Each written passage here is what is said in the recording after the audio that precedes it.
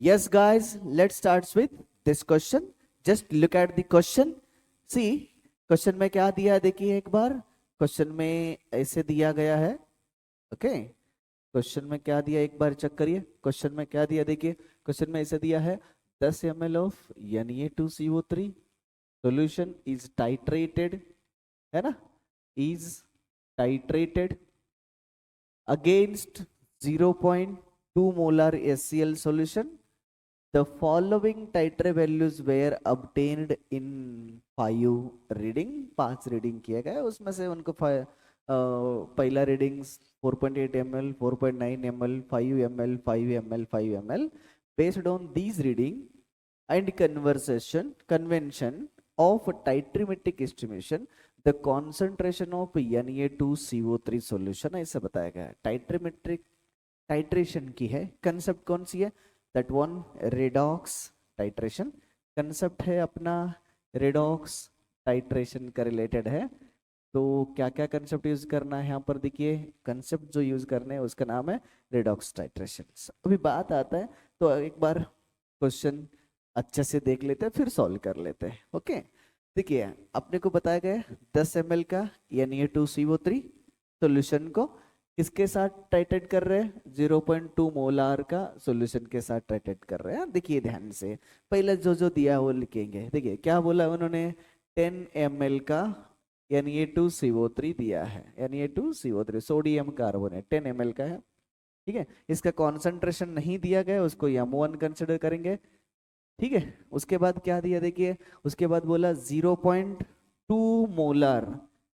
उसके बाद क्या दिया है देखो, 0.2 मोलार HCl है.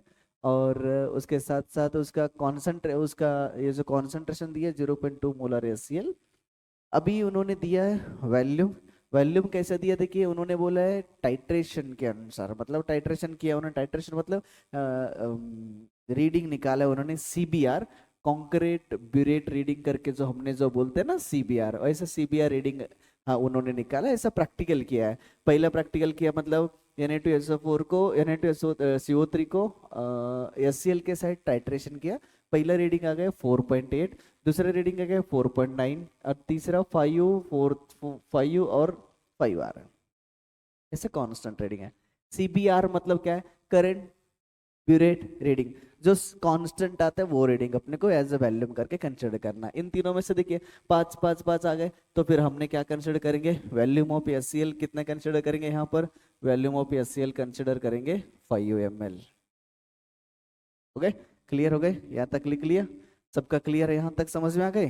तो आगे बढ़ते हैं. तो क्वेश्चन में क्या क्वेश्चन पूछा है? क्वेश्चन में देखो सिंपली उन्होंने पूछा गया है estimate the concentration of Na2CO3 solution. अभी Na2CO3 सॉल्यूशन का कॉन्सेंट्रेशन कैलकुलेट करना है. तो क्या फॉर्मूला यूज करते हैं देखिए. फॉर्मूला क्या यूज करते हैं हमने? सिंपल क्वेश्चन से आपको पता है, नंबर ऑफ, हाँ ऐसा लिखता है ना हमने. देखिए ऐसा फॉर्मूला बना लेते हैं. क्या फॉर्मूला बना सकते हैं देखिए, M1V1 इंटू EN फैक्टर. और इस HCl को हमने उस कॉन्सेंट्रेशन को M2 कंसिडर करेंगे और उस वॉल्यूम को V2 कंसिडर करेंगे और उस N फैक्टर को NF करके लिखेंगे.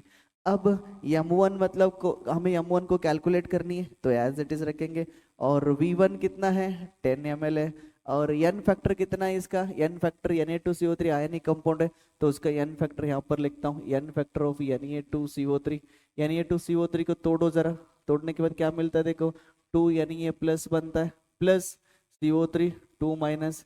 चार्ज ऑन एनायन और चार्ज ऑन कैटायन. अगर आयनिक कंपाउंड है तो चार्ज ऑन एनायन और चार्ज ऑन कैटायन. आयनिक का ये देखो कैटायन का भी चार्ज है 2 प्लस है, एनायन का भी चार्ज है 2 प्लस है. तो फिर N फैक्टर कितना लिखेंगे? 2 लिखेंगे. फिर M2 कितना है? 0.2 है. V2 कितना है? 5 ml है. N फैक्टर HCl का कितना है? देखो HCl को तोड़ो. HCl को तोड़ने के बाद क्या बनेगा? H plus plus Cl minus.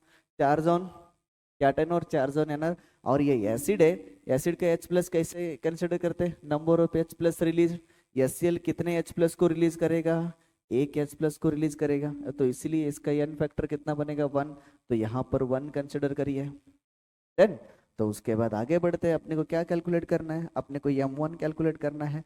तो ये m1 इक्वल टू, इन सबको इस साइड भेज दो, 0.2 इंटू 5 अपॉन अपॉन अपॉन ये 10 इस साइड लेके, ये 2 को इस साइड लेके आइए, 10 इंटू 2 कितना बनेगा, 20 बनेगा, यहाँ पर डालिए, हो गए।